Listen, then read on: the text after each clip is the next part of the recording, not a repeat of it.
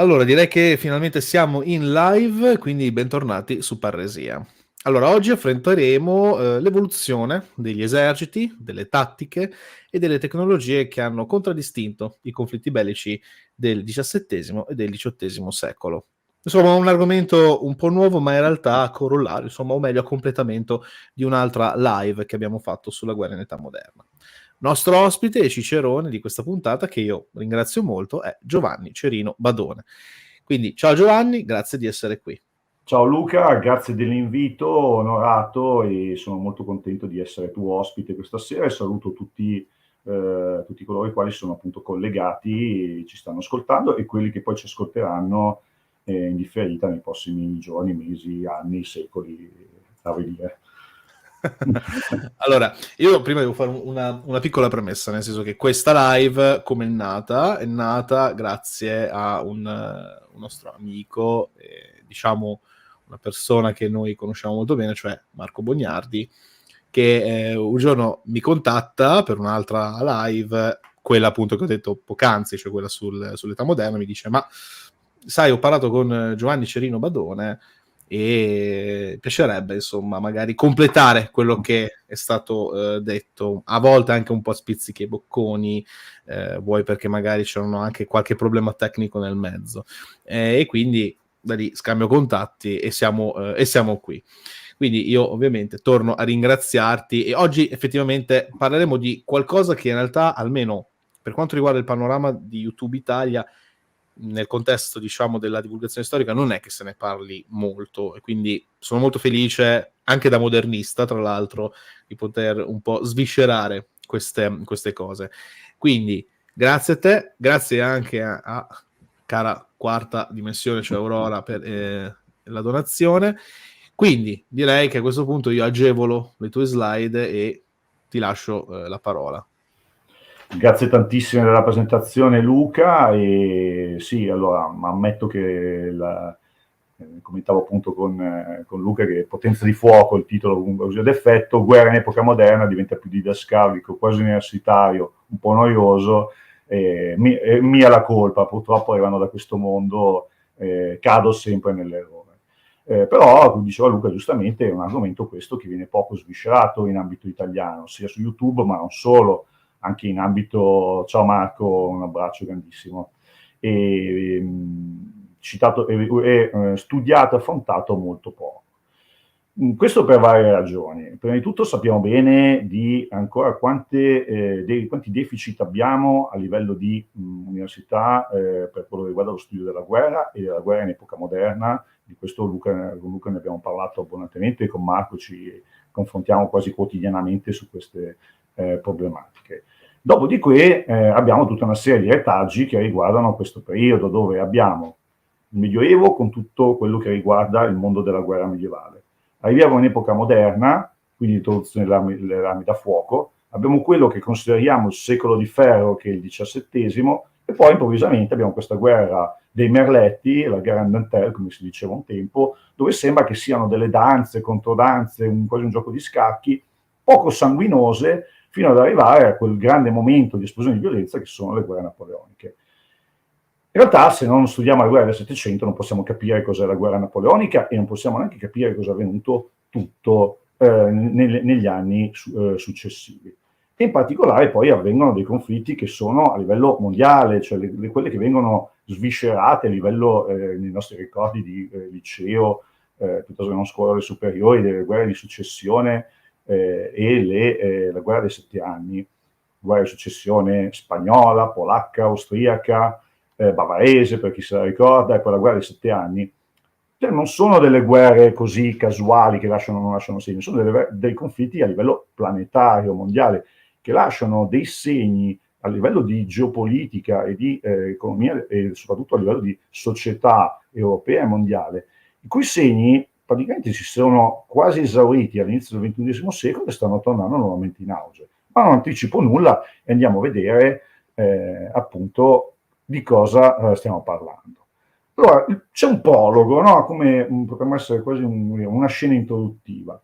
Siamo al confine tra Francia e Belgio, in un luogo che si chiama Fontenoy, siamo nel corso della guerra di successione austriaca, e su questo campo di battaglia, molto più meno ondulato di quanto il quadro ci raffigura, è una rappresentazione, se non ricordo male, di Vernet della prima metà dell'Ottocento, e due eserciti si stanno fronteggiando. Da una parte, alla nostra destra, sono i francesi, in particolare quelli che vedete blu, il reggimento delle Gardes Françaises, e di fronte si trovano i corrispettivi inglesi in giacca rossa.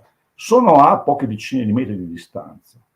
Voltaire, da consumato narratore qual era, ci racconta che le due linee si trovano l'una di fronte all'altra e, in base a un malinteso senso di cortesia, gli ufficiali inglesi e francesi iniziano a scambiarsi di convenevoli.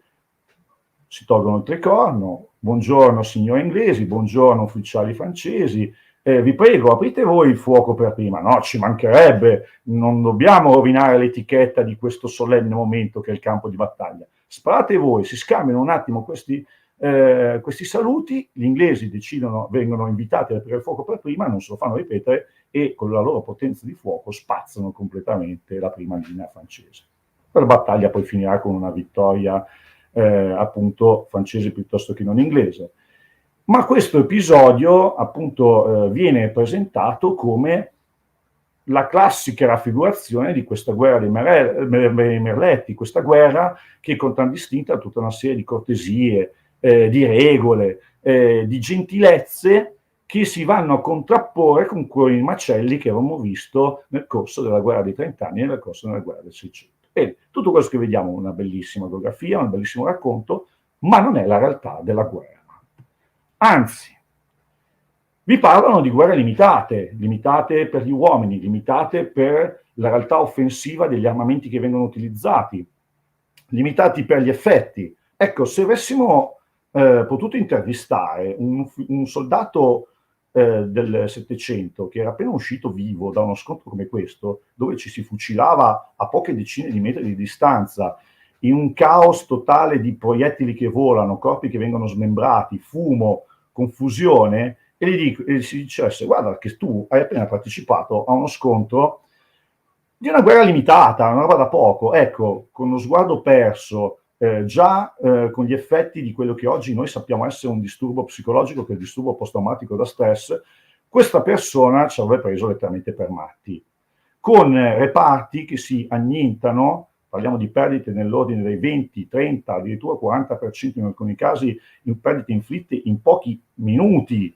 e non in settimane, se non mesi di combattimento. Bene, questo è una celebrazione, questo è, se volete, un indice molto importante di queste guerre del XVIII secolo, che non sono assolutamente guerre limitate, non sono assolutamente guerre poco distruttive, ma sono al contrario il frutto di un continuo susseguirsi di momenti, di salti tecnologici che portano a questi eserciti in grado di annientarsi l'uno con l'altro nel breve volgere di una singola campagna militare. Da un punto di vista tecnico-tattico-operativo, la nostra storia possiamo farla iniziare nel Cinquecento. Già nella puntata precedente di Luca erano state affrontate queste tematiche, e direi che il primo punto di svolta netto che io colgo, ecco, noi non dobbiamo pensare a una linea evolutiva che dolcemente sale fino ad arrivare ai giorni nostri, a missili, artiglieria a lungo raggio, aerei, stealth invisibili, ma sono continui salti che a poco ci portano verso i nostri momenti attuali. Bene, il primo momento che io reputo importante non è tanto l'introduzione di un armamento specifico, quanto il concepire l'uso di un'arma che era stranota, la picca, da un punto di vista tattico ben preciso. E questa idea ce l'hanno gli svizzeri, che dicono: bene, noi ammassiamo una certa quantità importante di uomini, costruiamo una sorta di istrice semovibile, quindi il nostro bel quadratone di picche, che procedendo in linea retta spazza tutto quello che trova davanti a sé. La picca ha un vantaggio che rende di fatto impossibile per una carica di cavalleria riuscire a sfondare una massa così compatta. E dal punto di vista psicologico, Bene, l'uomo che si sente sulla sua spalla e fianco a fianco, dietro di sé, i suoi compagni, difficilmente volgerà le spalle a una carica di cavalleria, perché ricordiamo che c'è tutto poi un insieme psicologico di questa guerra, di queste guerre, che occorre tenere presente e che i colleghi storici poco se ne rendono conto, ma l'elemento psicologico della guerra, e magari lo accenneremo qua e là, diventa estremamente importante per capire del perché, del per come di alcune scelte tecniche e scusate, di alcune scelte di tecnologia e alcune scelte tattiche. Bene, gli svizzeri in questa idea spazzano tutto quello che hanno davanti a loro, riescono a resistere alle cariche di cavalleria e per almeno un sessantennio rappresentano come dire, un elemento di svolta delle tattiche. Usciamo dal mondo medievale e entriamo in qualcosa di nuovo, che non è ancora la guerra moderna dominata dalla potenza di fuoco, è già qualcosa di nuovo. Lo sanno bene i borgognoni. Allora, Giovanni, posso un attimo interromperti? Dimmi tutto. Dunque, perché un collega infatti ci chiede se la picca moderna, quanto è debitrice la picca moderna dell'arte della guerra antica? È stata un'analogia casuale o si sono ispirati al mondo antico? Io provo a rispondere, poi dimmi se sbaglio. Vai. Di fatto si sono effettivamente ispirati anche al mondo antico, quindi sì, è debitrice del mondo antico, per ovvi motivi di studio delle varie arti, tra virgolette, della guerra precedenti. Uno su tutti, stiamo guardando i Terzios qua, praticamente, quindi uno su tutti. Questi sono svizzeri, proprio questo è un quadratone svizzero. Sì, è il Terzio svizzero, però. Giusto, ok. Perché, scusa, no, qua vorrei precisare la cosa, perché comunque stiamo parlando bene o male di eserciti anche molto vicini, anche come tattiche da questo punto di vista. Benissimo. Per la Spagna, ad esempio, il gran capitano, cioè Gonzalo da Cordoba, che ho già citato nella live precedente, già poneva in essere questo tipo di tattica che poi si evolverà successivamente e quant'altro. Ovviamente poi quando ci saranno anche le armi da fuoco ci sarà un'ulteriore evoluzione. Io parlo di evoluzione, non rivoluzione, voglio essere molto chiaro. Dimmi poi se sbaglio, ovviamente. No, assolutamente. Allora, secondo me sono due cose che si compenetrano, nel senso che sì, la guerra classica è studiata, è debitrice, certo, se non altro la picca se la sono inventata già nei secoli prima di Cristo ed è rimasta sempre in uso. Ovviamente è chiaro che un'asta di 4 metri con un ferro sulla punta è in grado di tenere a bada un cavallo, per la semplice ragione che noi la carica di cavalleria, abituati a vederla nei film di Hollywood, vediamo questi cavalli lanciati al galoppo che impattano contro i fanti e li travolgono. Ma non è così. Il cavallo, se trova un ostacolo, cosa fa? Scarta, si ferma, si impenna. La carica ha successo nel momento in cui i fanti che io vado a caricare hanno paura, girano alle spalle e iniziano a fuggire. E lì inizia la mattanza. Se no, se il fante rimane fermo e ha una picca di 4 metri, il cavallo è impossibilitato fisicamente a vincere una struttura come questa. Una struttura come questa la riesco a demolire semplicemente a cannonate. Vedi Marignano 1515, quando questa cosa diventerà effettivamente possibile. Sulla fine del 400 e all'inizio del 500 per questi non si riescono assolutamente a sconfiggere. Vedi anche i grandi risultati degli svizzeri. Ora, tornando alla domanda... E tra l'altro, scusami, sulla cavalleria anche, aggiungo, quando inizieranno ad essere introdotte sempre di più le armi da fuoco, poi la cavalleria che prenderà comunque delle armi, comunque bene o male, corte, da carabine o pistole, diciamo, di un certo calibro, lunghezza, poi ovviamente, scusami Marco Bognardi, no, però si inventeranno appunto diciamo una neanche tattica, ma un movimento che sarà il caracollo, di cui non abbiamo parlato in realtà l'altra volta, ma che effettivamente servirà proprio per questi casi. Poi sarà, diciamo, utile da questo punto di vista, SNI. Ecco, tornando alla parte classica, siamo anche in un periodo di fortissimo recupero dei testi classici che vengono cercati, tradotti, studiati. Certo che c'è una linea ben precisa. Chi questi testi classici li studia, e vengono anche pubblicati, in edizioni che erano già all'epoca importanti per quello che riguarda anche dal punto di vista bibliografico, D'altro canto, per il militare dell'epoca valeva tantissimo l'esperienza. Io vedo che una cosa funziona e il mio ciclo di addestramento è la mia esperienza che viene direttamente portata alle reclute. Quindi è un gioco doppio che si fa. Nel corso del 600 in particolare, quando poi abbiamo un'esplosione di trattatistica veramente importante, alla fine il comandante del terzio, piuttosto che non di un reggimento francese o svedese, cos'è che reputa importante? Gli uomini che hanno un'esperienza di combattimento, che sono loro il vero bagaglio culturale che permette di trasmettere il modello tattico che voglio imprimere al mio reparto. Mentre testi come il stracitato Wallhausen o tutta la trattatistica poi protestante, pubblicato all'AIA, comunque in ambito olandese, sono testi che hanno una valenza quasi propagandistica, potremmo dire. Cioè, nel senso, io vi faccio vedere noi cosa siamo in grado di fare. Poi lo fanno veramente?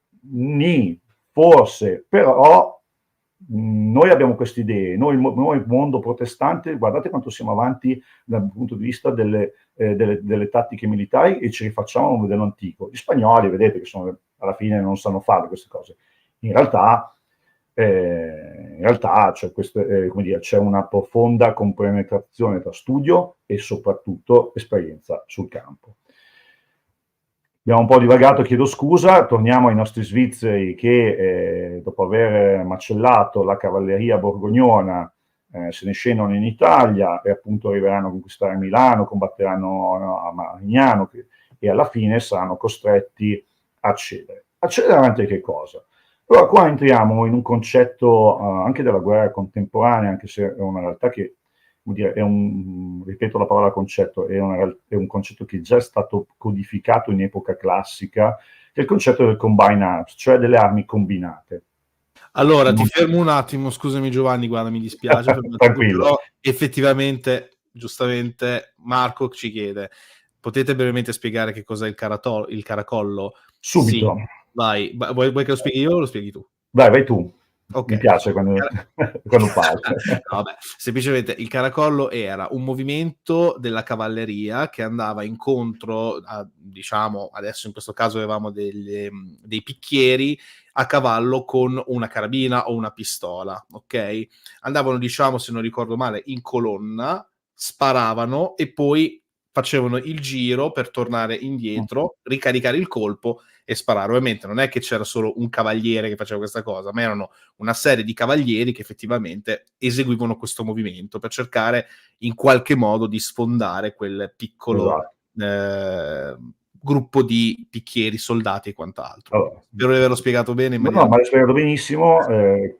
Completiamo per Marco Modena raccontando che il caracollo, che finalità tattica che io con il fuoco applico quella che si chiama un'operazione in termini contemporanei si chiama disruption, cioè disgrego la formazione avversaria. Una volta che questa viene scompaginata dal fuoco delle mie armi, delle mie armi che il cavaliere si porta al fianco, a quel punto posso caricare e annientare l'avversario con l'arma bianca. Questa è la funzione del caracollo. Quindi è una tattica molto complessa, se vogliamo, anche perché bisogna tenere i cavalli in formazione, approcciare l'avversario, riuscire a resistere al fuoco di ritorsione che subisco, fare fuoco, rimettermi in formazione e ricaricare l'arma. L'arma nello specifico è un'arma particolare, di solito erano armi a ruota, che dipende dal meccanismo che veniva impiegato, molto più pratiche che non i moschetti a miccia,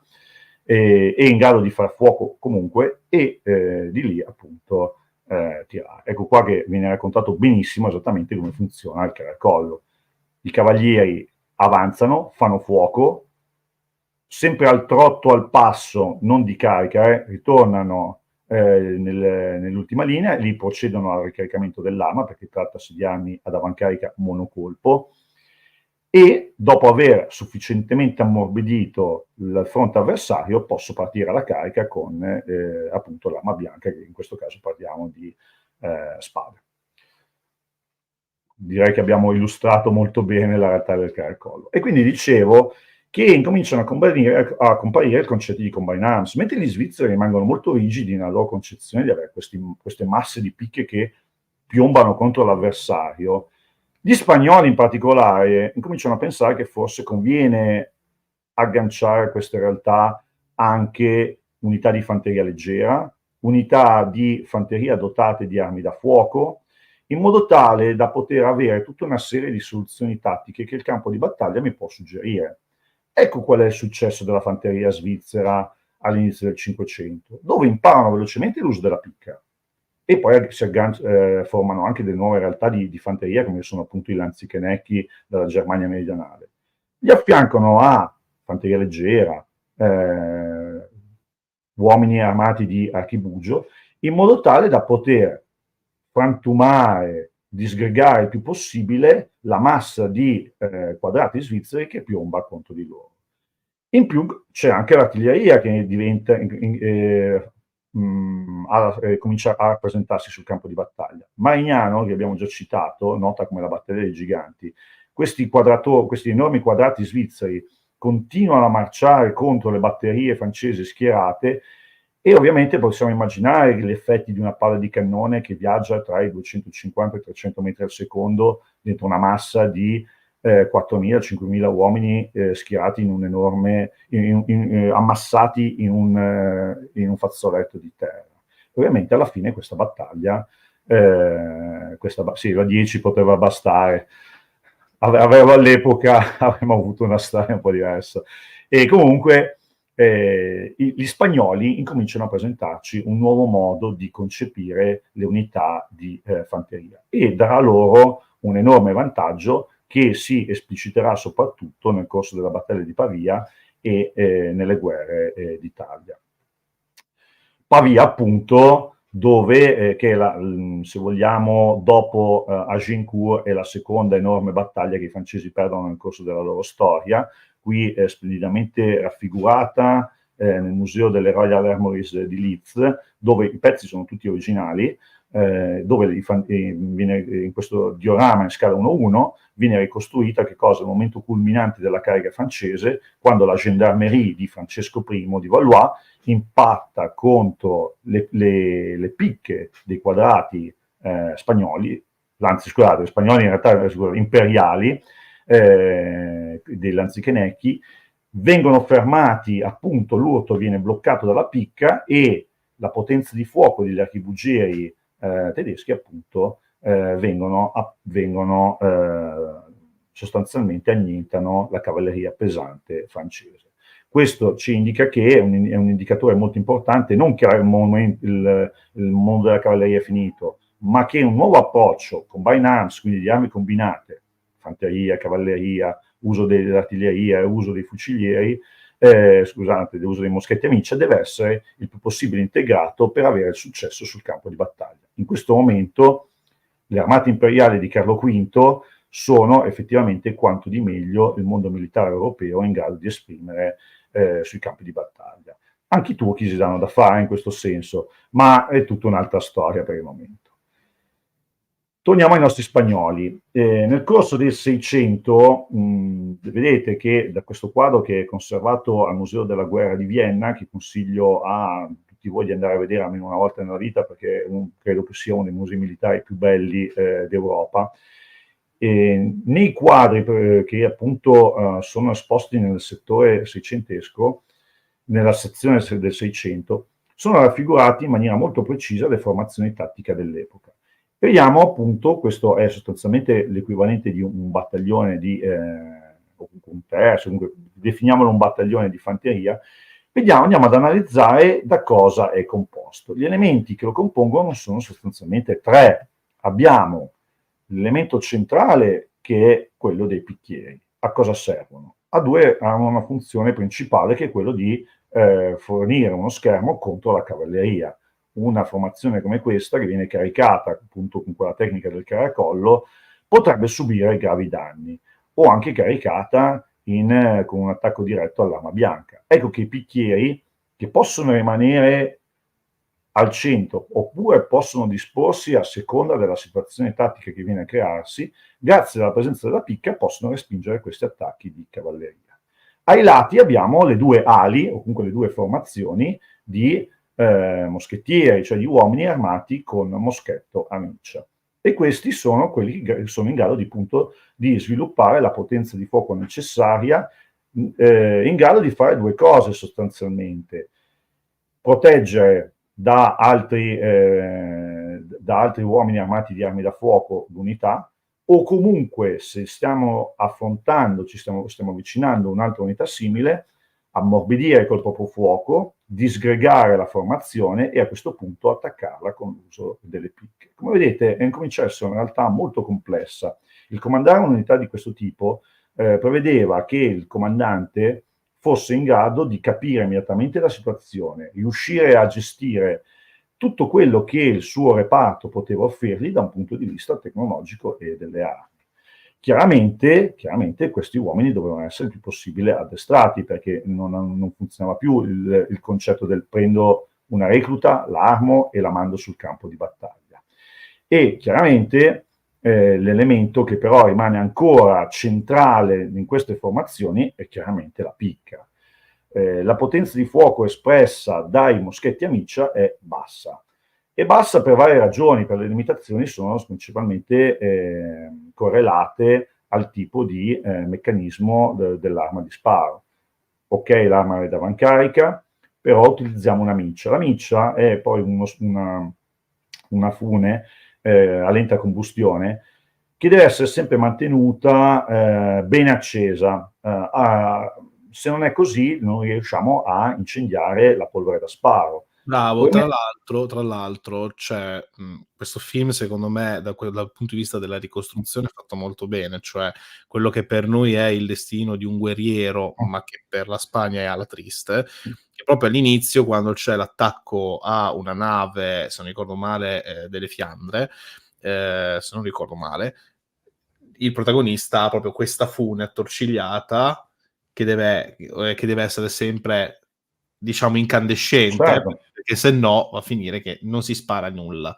Stessa cosa anche nella scena quando sono appunto nelle Fiandre all'interno delle trincee e devono mantenere sempre questa fuga, perché poi dovranno anche accendere la miccia delle bombe, cioè quindi c'è tutta questa situazione qua. No, se no non si incendia. Le prove che abbiamo fatto con Marco Bognardi nelle nostre esperienze di poligono, comunque è un'arma differente complicata da gestire. E noi eravamo in situazioni di poligono dove tranquilli, non c'erano problemi, nessuno ci sparava addosso, non eravamo bagnati fino al midollo dalle piogge delle Fiandre, piuttosto che non sotto il torrido sole del Monferrato del 600. In una situazione come quella vuol dire che il ratio di sparo, che normalmente possiamo calcolare in un colpo ogni 3 minuti, ascende in maniera importante. Quindi noi cosa possiamo dedurre? Che il ratio di tiro di questi reparti era veramente basso. Pertanto possiamo dedurre, e anche analizzando quelle che sono poi le esperienze sul campo, questa è la mappa della battaglia di Tornavento 1636, francesi e Sabaudi che affrontano l'esercito del governatore Leganes, di fatto all'imbocco dove oggi sono gli imbocchi del Naviglio Grande che porta l'acqua a Milano. Bene, è uno scontro che si protrae di fatto per tutta la giornata. Alla fine i morti si conteranno nell'ordine delle migliaia, ma sostanzialmente l'azione di uccisione avverrà negli scontri tra cavalleria contro cavalleria, l'uso dell'artiglieria e la capacità delle armi da fuoco individuali di offendere l'avversario saranno veramente basse. Ecco, lo studio di Gregory Hanlon, che è stato recentemente pubblicato anche in lingua italiana su questa battaglia, ci dimostra che cosa?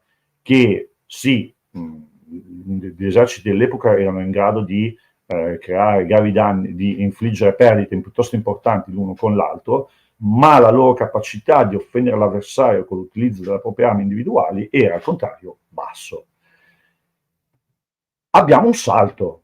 Il salto dove ce l'abbiamo? Ce l'abbiamo alla fine del 600, dove alcuni artigiani olandesi al servizio di Luigi XIV Re Sole, prendendo spunto da vecchi vecchi meccanismi, vecchi, tra virgolette vecchi, da meccanismi che erano stati concepiti già nella prima metà del 500, cioè l'uso della pietra focaia per innescare la polvere da sparo, modificano il cane, cioè quindi il meccanismo che bascula, va a colpire la martellina, cioè quella parte di metallo che colpita incendia praticamente degli atomi di metallo incandescente, vanno a finire nella polvere da sparo e lì parte il colpo, ma Marco l'ha già illustrato molto bene questo tipo di meccanismo, e in questo momento abbiamo la fortuna di avere lui che di fatto è uno degli da ingegnere racconta molto bene tutto quello che è l'evoluzione delle armi da fuoco dal punto di vista sia della loro costruzione sia anche dell'efficacia che questi hanno.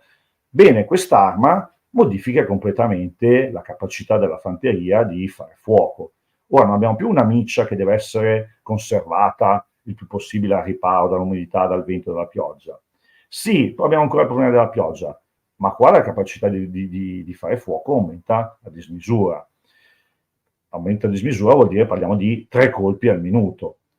In più da un ingegnere militare, Henri Sébastien Lapreste del Marquis de Vauban, si inventa la baionetta. Allora, non è che nessuno avesse pensato di sistemare un qualcosa di appuntito sulla punta di un moschetto a miccia per poter tenere a bada la cavalleria. Però si usava una baionetta particolare che si chiama baionetta a tappo. Come dice il nome, il manico doveva essere infilato nella volata dell'arma, con il risultato che io questo moschetto non potevo più utilizzarlo come arma da fuoco, perché essendo ad avancarica non potevo più ricaricare. Vauban invece si mette una sorta di tubo che all'esterno viene agganciato alla volata della canna.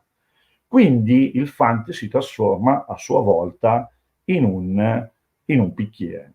E qui cambia completamente il concetto generale dello scontro tra fanteria contro fanteria e fanteria contro cavalleria sui campi di battaglia europei. Ecco, se vogliamo usare un termine, non rivoluzione militare, io non credo, gioco a carte aperte, io non credo nel concetto di rivoluzione militare prospettato da Parker. Credo che però ci siano delle rivoluzioni tecnico-militari che siano nei momenti importanti, e questo è sicuramente uno di questi, l'introduzione del fucile a pietra focaia nel mondo della guerra moderna. I francesi fanno propria questa idea e dicono, bene, la adottiamo noi, ma in che modo?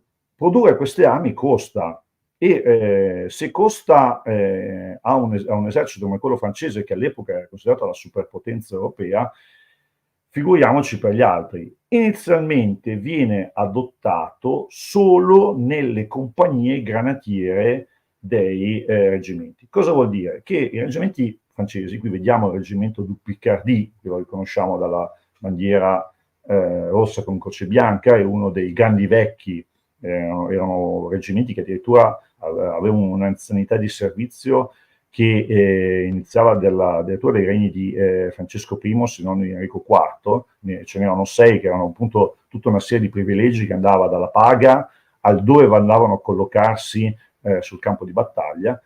Bene, in questi reggimenti, come vedete, rimane ancora l'elemento della picca, perché sono formati da 3 elementi differenti. Allora, i moschettieri, ancora armati di moschetto a miccia. Certo, costano queste armi ed è impensabile sostituire a tutta la fanteria francese l'armamento a miccia con quello a pietra. Per ragioni di costo, parliamo di un esercito che poteva schierare nel corso del conflitto, lo farà nel corso della guerra di successione di Spagna, qualcosa come 350.000 uomini, e incominciano a essere delle cifre veramente importanti. L'elemento contro la cavalleria è ancora dato dai picchieri, che incominceranno a essere sempre di più, ad essere utilizzati sempre di meno nel corso della guerra della Lega di Augusta, quindi parliamo tra gli anni 80 e 90 del 600, e poi arrivano i granatieri, che sono delle truppe specializzate. Come dice il loro nome, sono uomini addestrati al lancio della granata, che poi altro non era che un globo di ghisa fucinato, cavo, riempito di polvere da sparo, si accendeva una miccia, e dopodiché si lanciava questa granata contro l'obiettivo avversario ed erano particolarmente utilizzati nel corso degli assedi. Siccome erano anche selezionati non tanto in base all'altezza, oggi noi siamo abituati a pensare ai granatieri come i granatieri del reggimento granatieri di Sardegna, piuttosto che non i granatieri della guardia di Sua Maestà Britannica davanti a Buckingham Palace, non erano selezionati in base all'altezza, ma in base alla propria predisposizione al combattimento. Era tutta una serie di fattori psicologici. A loro venne affidato appunto anche il fucile a pietra focaia, con l'incarico poi di svolgere particolari azioni sui campi di battaglia. Bene, piano piano questi tipi di armamenti incominciano a sostituire i vecchi moschetti a micce, che rimarranno prima confinati al mondo della guerra d'assedio e poi definitivamente abbandonati. Ecco, sui campi di battaglia è qui che vediamo il soldato che abbandona il moschetto a miccia e cerca di recuperare il fucile a pietra focaia. Non tanto invece il discorso abbandono il fucile a miccia per recuperare la picca. I francesi questo modello di organizzazione dei reparti incominciano a utilizzarlo negli anni 80, 90 del 600 e in un breve decennio le picche spariscono, i moschetti vengono abbandonati e tutta la fanteria incomincia a essere equipaggiata con un fucile a pietra dotato di baionetta. In questa carta, in questo schema si vede proprio l'evoluzione, questo è legato al mondo della fanteria, questo schema è dedotto in base ai regolamenti a stampa e non della fanteria francese dalla guerra dei 30 anni in avanti. E cosa vediamo? Vediamo che si parte nel 1622, 10 ranghi, 3 picchieri e 2 moschettieri, quindi vedete che nel 1622 era chiaro che la potenza di fuoco di questi era ancora piuttosto bassa, si deve avere una massa simile di picchieri. Nel 1630 e nel 1650 incominciamo a avere un cambiamento sempre più marcato. Questo anche grazie al fatto che alcuni moschetti vengono prodotti diventano molto più leggeri e quindi maneggevoli, più relativamente facili da caricare, ma il picchiere comunque rimane sempre in una scala di 1 a 2, quindi non lo abbandoniamo definitivamente. Negli anni 80 incominciano ad arrivare i fucili e quindi cosa si decide di fare? Si aumenta la quantità dei moschettieri, ma nel 1695 si combatte su 5 ranghi e abbiamo un picchiere ogni 4 moschettieri o fucilieri presenti. E in realtà possiamo già anche pensare che quel settore centrale dove troviamo i moschettieri non era neanche più presente. Sappiamo per certo che le armate del maresciallo di Francia Catinat, che operava in Italia, in particolare sulle Alpi occidentali, per ragioni appunto del teatro operativo, i picchieri assolutamente li lasciavano in deposito, quindi i picchieri venivano trasformati in unità di fucilieri o di moschettieri, quindi assolutamente non venivano utilizzati in combattimento. Guardate un po', 1695 viene codificata e quindi certificata da un punto di vista anche legislativo la presenza del fuciliere nei reparti. 10 anni dopo tutti sono diventati fucilieri. Rimane il problema di come devo utilizzare sul campo di battaglia questo fucile e nel 1750 le formazioni diventano sempre più sottili in modo tale da poter utilizzare al meglio la potenza di fuoco dei nuovi armamenti.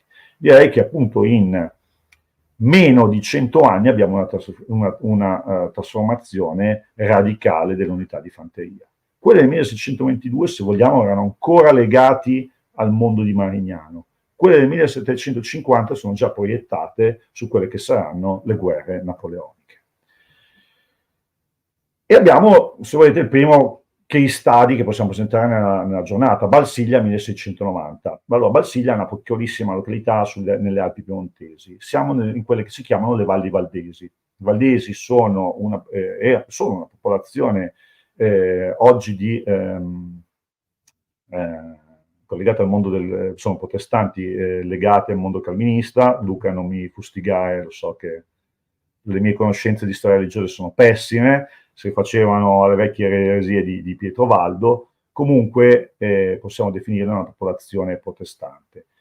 legata alla Francia, grazie all'editto di Nantes, erano in territorio piemontese, ma fedeli alla corona francese che gli garantivano una sorta di protezione. Ad esempio il cardinale di Richelieu aveva sempre messo una mano per proteggerli da eventuali ritorsioni piemontesi. Dopo la revoca dell'editto di Nantes diventano un problema, perché non sono più tutelati, i francesi li vogliono sterminare, ma le valli valdesi sono collocate lungo uno dei corridoi strategici fondamentali della Francia, che permettono dal sud del regno di arrivare alla piazzaforte di Pinerolo, che era francese, e da Pinerolo si spostavano a Casale, dove nuovamente sventolava la bandiera gigliata di Francia.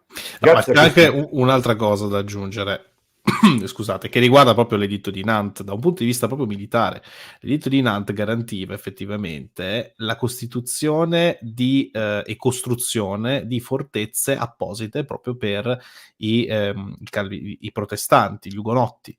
Questo ovviamente, quando ci fu la revoca di questo editto, come dire, dobbiamo riprenderci un po' queste piazze forti, perché se no è un grave problema. Esatto. E anche cominciano ad avere dei gravissimi problemi, perché alcune, soprattutto le piazzeforti italiane, Pinerolo e Casale, erano completamente tagliate fuori. Ed ecco che viene lanciata una grande operazione COIN, quindi di counter-insurgency contro questi valdesi, e nel 1686-87 vengono completamente espulsi dalle loro valli, ma provano a tornare. Addirittura le potenze protestanti del nord, che non vedono ovviamente di buon occhio la Francia, decidono di armare un gruppo di valdesi, arrivano ad armarne circa 1.000.000, con l'intento di spedirli nelle loro valli in Piemonte e creare un movimento piuttosto vasto di guerriglia.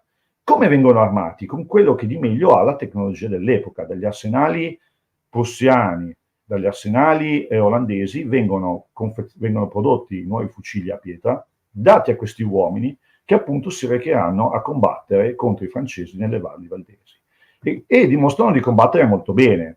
Raggiungeranno una montagna che è una sorta di santuario della guerriglia valdese, già noto nell'epoca medievale, che è Balsiglia. Siamo a circa una trentina scarsa di chilometri da Torino, a ridosso delle linee di comunicazione che dalla pianura padana piemontese consentono di arrivare in Francia, quindi per il Regno di Francia un punto nevralgico importantissimo, con questo santuario che continua a pompare ribelli lungo tutto il dorsale occidentale delle Alpi. Ed è un grosso problema, al punto che il re ordina a Catinat, che è il comandante di tutte le forze italiane e delle forze francesi presenti in Italia, di andare a distruggere questo luogo. Vedete già dall'immagine, fatta in una foto invernale perché oggi la vegetazione non consente di cogliere la difficoltà del luogo, mandano i loro migliori reparti che sono presenti, raccolgono qualcosa come 7 battaglioni, che in un periodo di pace non era poco, vanno e incaricano un battaglione di formazione di granatieri, cioè prendono tutti i granatieri dei vari reggimenti, li ammassano in un unico reparto e lo lanciano lungo i fianchi della montagna, che è stata nel frattempo fortificata, per annientare questi valdesi. In condizioni normali, dato il territorio molto frastagliato, non sarebbe stato un problema per una formazione come quella scelta francese. Il problema è che quelli in cima alla montagna sono tutti dotati di armi da fuoco di ultima generazione, fucili a pietra focaia, e il combattimento incomincia a assumere una situazione veramente impari. Vedete in che situazione territoriale vanno a operare, ambientale, scusate, vanno a operare. A sinistra abbiamo il punto di vista francese che iniziano a risalire lungo i boschi della Balsiglia, e a destra abbiamo il punto di vista dei valdesi, dove tiro mirato, continuato, preciso, non permettono ai reparti francesi di riuscire neanche ad approcciare le linee difensive, e l'unità viene completamente annientata, comunque subisce gravissime perdite, al punto che saranno costretti a realizzare un vero e proprio assedio secondo le regole per poter annientare questo caposaldo valdese. Pochi anni dopo, guerra di successione di Spagna, i francesi comunque hanno cominciato a capire che la potenza di fuoco incomincia a essere un elemento decisivo. Torino 1706 è la battaglia decisiva che decide le sorti in Italia della guerra di successione spagnola. I francesi stanno assediando Torino, arriva un esercito di soccorso comandato dal principe Eugenio di Savoia, e il 7 settembre si decide la partita decisiva. Ovviamente cosa succede? Succede una cosa piuttosto importante nei giorni precedenti. Il principe Eugenio è riuscito a intercettare tutti i convogli di munizioni di polvere da sparo che vanno al campo francese, e i francesi sono con i colpi contati. L'approccio qual è? Vedete, la lettera A mi indica il limite del raggio d'azione delle artiglierie, la lettera B il raggio d'azione del fuoco dei fucili.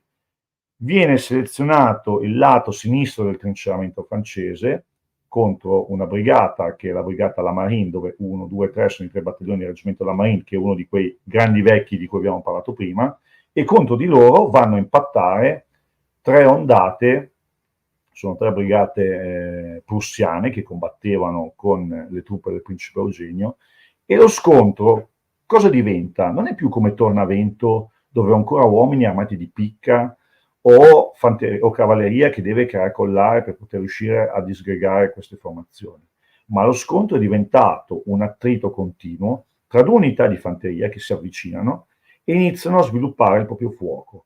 La vittoria dipenderà da chi delle 2 parti riuscirà a sviluppare la potenza di fuoco maggiore e soprattutto ad annientare il reparto che ho di fronte. Vedete, i francesi hanno un vantaggio però importante: sono protetti da un trinceramento, cioè da una fortificazione campale in terra che protegge gran parte della figura degli uomini, e quindi questi assalti saranno particolarmente costosi. Le prime 6 compagnie di granatieri riuniti in una brigata costituita ad hoc non riescono a superare l'ostacolo e vengono di fatto annientate dal fuoco francese. La seconda ondata, brigata Stillen, quindi parliamo di tutta la truppa arruolata nel Brandeburgo, e ancora Federico il Grande di Prussia si lamenterà nei suoi scritti del fatto che suo nonno aveva venduto come maiali della Pomerania questi uomini agli austriaci per riuscire a soddisfare i propri disegni strategici in Italia. Anche loro sono disfatti dal fuoco francese. Poi qui incomincia a subentrare un problema, che le cartucciere dei soldati francesi cominciano a essere a corto di colpi. A noi interessa questo aneddoto interessa per 2 elementi: 1, per capire poi l'andamento della battaglia; 2, per capire che se aumenta la potenza di fuoco, allora aumenterà anche il consumo di munizioni, e aumentando il consumo di munizioni diventerà ancora più importante l'aspetto logistico.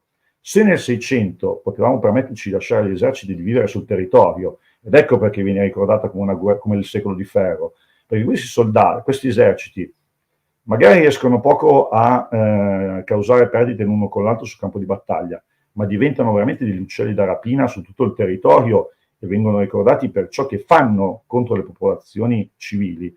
Nel 700 il problema è che io devo assolutamente supportare al meglio questi eserciti, perché nel giro di pochi minuti, poche ore di fuoco, l'esercito le unità in combattimento rimangono senza munizioni, e Torino ci dimostrerà che i francesi, senza più colpi, vengono finalmente agganciati all'arma bianca dalle truppe prussiane al soldo del principe Eugenio e costretti alla fuga. E non parliamo di unità di seconda scelta, i 2 battaglioni, 1 e 2, che vengono travolti, sono i 2 battaglioni del reggimento La Marine, truppe d'élite della vecchia Armée Royale francese. Ricordatevi il concetto dei grandi anziani, parliamo veramente di quello che può essere oggi vagamente assimilato a quello che era la vecchia guardia di Napoleone Bonaparte. E la battaglia si conclude con una vittoria decisiva delle truppe imperiali del principe Eugenio a danno dei francesi. Battaglia decisiva che tra l'altro imporrà il dominio austriaco sulla nostra penisola, a parte la parentesi napoleonica, di fatto fino al 1859. Quindi attenzione alle guerre del Settecento, che mettono un sigillo molto importante su quella che è la nostra storia e nazionale e europea. E quindi dobbiamo, queste guerre all'inizio del Settecento, soprattutto la guerra di secessione spagnola, costringe i teorici del periodo a ripensare alla guerra. Allora non è più la guerra che avevamo combattuto all'epoca di Marignano piuttosto che non all'epoca di Richelieu o nel corso di tutto il Seicento. È qualcosa di nuovo e si dà il via a un vero e proprio dibattito tra teorici militari che viene conosciuto con il nome di Grand Querelle, cioè le grandi questioni. Bisogna giocare più sulla potenza di fuoco, bisogna giocare più sull'arma bianca e quindi sulla capacità di serrare le distanze con l'avversario e distruggerlo con le proprie armi bianche, baionette, spade o picche. È un dibattito che vede grandi pensatori l'uno contro l'altro. Molto dipende da cosa? Dal concetto che ogni nazione ha di sé. Ad esempio si parla di furia francese, quindi i francesi dicono noi ci sentiamo come nazione più propensi allo scontro all'arma bianca. Altri, come gli inglesi, puntano invece all'uso del fuoco delle proprie armi individuali. Ovviamente si trattava già di grosse semplificazioni. Il tutto dove sta? Nella possibilità economica o meno di poter addestrare i propri uomini al fuoco. La polvere da sparo costa e se ho le disponibilità economiche addestro i miei uomini al fuoco, se non ce l'ho mi dovrò inventare qualcos'altro. Le tattiche vengono ripensate, in che modo? Già pensando o comunque già diventando qualcosa di molto simile a quelle che saranno poi esplicitate al meglio le guerre di epoca napoleonica. Vediamo una compagnia di fanteria organizzata su 4 plotoni, su tre ranghi, quindi è la classica formazione di fanteria che vedevamo nel corso di tutto il Settecento. Ovviamente questa è l'unità base, cioè la compagnia diventa proprio la pedina minima dello scontro di fanteria dell'epoca. In questo caso 6 compagnie formano, potevano anche essere 10 o anche meno, formano un battaglione che appunto può tenere anche un fronte di circa un centinaio di metri. Questo battaglione può essere schierato in linea se devo fare un'azione di fuoco, oppure le compagnie ammassate in colonna se devo al contrario muovermi con una certa velocità. Il problema qual è? Che quando ho centinaia di uomini schierati uno a fianco all'altro diventa complicato riuscire a muoverli, soprattutto durante movimenti off-road, cioè fuori dalle strade o in combattimento. Tenete conto di una cosa però, qui stiamo raccontando, vediamo questi schemi su un foglio bianco come se non ci siano problemi, se fosse tutto perfettamente liscio. Fuori sul campo di battaglia dove ho fossi, alberi, sassi, corpi, oggetti più o meno voluminosi, fanno sì che queste formazioni semplicemente collassavano e avevo una massa più o meno disorganizzata di uomini che andavano in una precisa direzione e riusciva a fare semplicemente una cosa, o aprire il fuoco o cessarlo. I francesi, che hanno il problema, hanno degli eserciti imponenti, 300.000 uomini, 350.000 nel corso delle loro guerre, dicono, ma addestrare tutta questa gente al fuoco è un problema, non abbiamo così tante risorse da dedicare. Ed ecco che Follard, pensando a studi di epoca classica, dice, ma noi francesi siamo portati all'arma bianca, non dobbiamo perdere tempo al fuoco. Secondo me dobbiamo ammassare grandi masse di uomini, né più né meno come avevano fatto gli svizzeri nel 500, in questo caso è prevista un'unità minima di 2 battaglioni che vengono compattati in una formazione in un'unica colonna, addirittura riarmati con le picche, quindi si va a resumare un'arma che era di fatto sparita negli ultimi 40 anni, affiancati da 3 compagnie di granatieri che un minimo di potenza di fuoco gli danno, e con questa formazione, come se fosse un pacchetto mischia di una squadra di rugby, vado a impattare contro la formazione avversaria e la sfondo completamente. Vedete nella pianta, qui usando la simbologia contemporanea, le 12 compagnie che formano praticamente una grande colonna d'attacco, in questo caso parliamo di ben 2 battaglioni, destinati a serrare più vicino contro l'avversario, colpire il suo fronte, aprirlo senza possibilità di rimedio e lì distruggere separatamente prima un'ala e poi l'altra. Si tratta di una grossa sottostima della potenza di fuoco degli eserciti dell'epoca, anche perché olandesi, inglesi e in questo caso persino l'esercito sardo, per quello che riguarda una realtà italiana, si addestrano in maniera importante a sviluppare efficaci tattiche di fuoco. In che modo? Realizzando delle unità di fanteria schierate su ranghi di 3 o 2, addirittura 2, in modo tale da poter avere più uomini possibili in linea e fare fuoco con le proprie armi, che non dimentichiamo sono sempre armi ad avancarica a monocolpo. Qui si sovrappone, scusate l'immagine, ma il concetto qual è? Che il fuoco deve saturare un'area di circa 150 metri in profondità per la larghezza data dal reparto, che può essere di 100, 150, 200 metri, con un fuoco continuo. Attenzione, non viene richiesto un fuoco mirato, anche perché i comandi dell'epoca erano abbastanza precisi. In francese si dice un joue e poi tiré, non è un visé, visé è proprio il tiro mirato. Un joue significa proprio che devo abbassare l'arma. E anche i disegni dei regolamenti, si vede sempre l'uomo col collo dritto, l'arma appoggiata alla spalla e quindi fanno fuoco. Questo perché?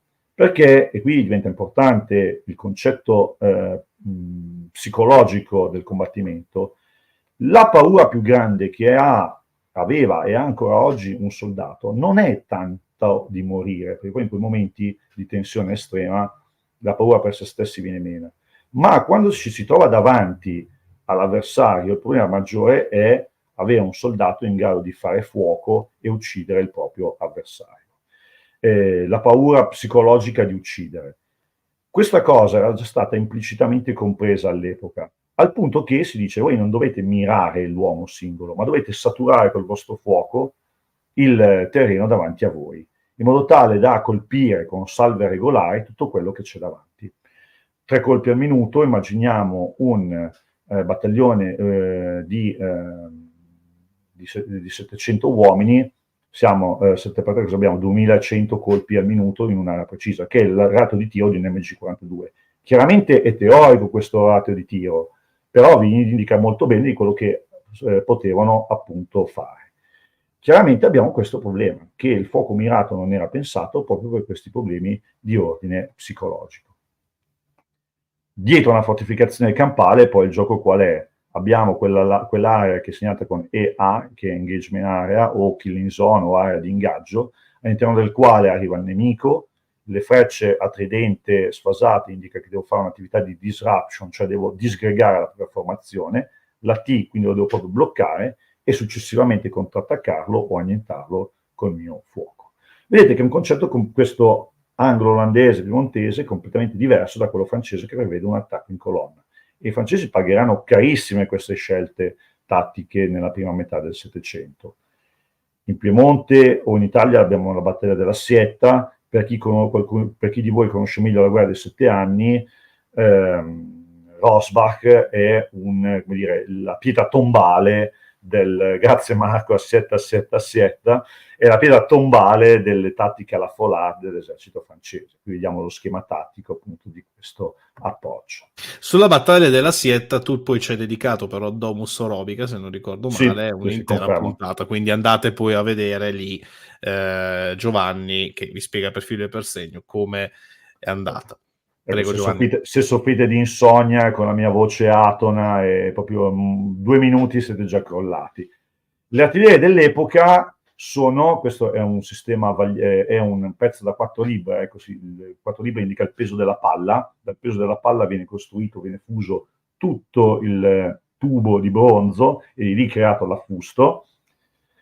Bene, le artiglierie dell'epoca, parliamo della prima metà del Settecento, sono artiglierie molto pesanti, difficilmente una volta collocate sul campo di battaglia sono in grado di spostarsi, tant'è che molto spesso venivano protette da fortificazioni campali. Un proverbio dei soldati dell'epoca diceva: devi essere veramente sfortunato tu per essere ucciso da un colpo di cannone su un campo di battaglia. Chiaramente questa cosa poi avrà un'evoluzione molto precisa. Comunque sia, queste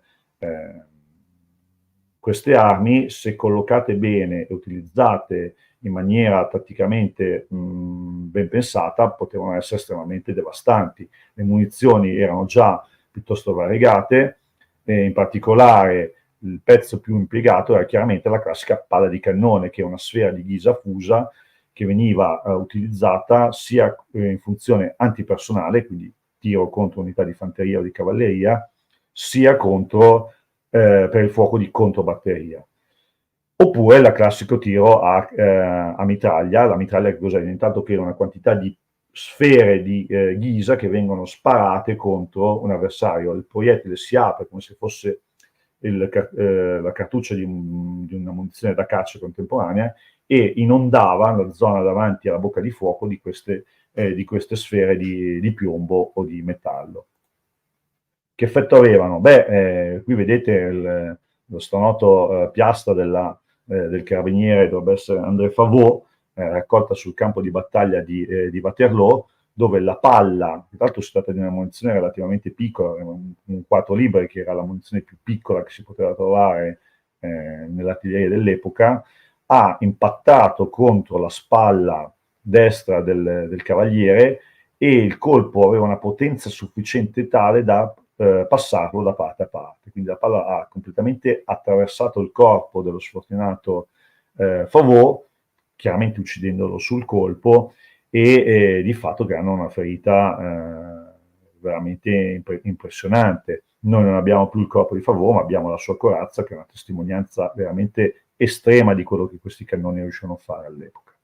E poi abbiamo il problema del comando e controllo. Ora, noi anche qui abbiamo molto della nostra percezione è chiaramente veicolata da quelle che sono anche le nostre conoscenze iconografiche. In particolare noi uomini uomini e donne del XXI secolo abbiamo presente alcuni film.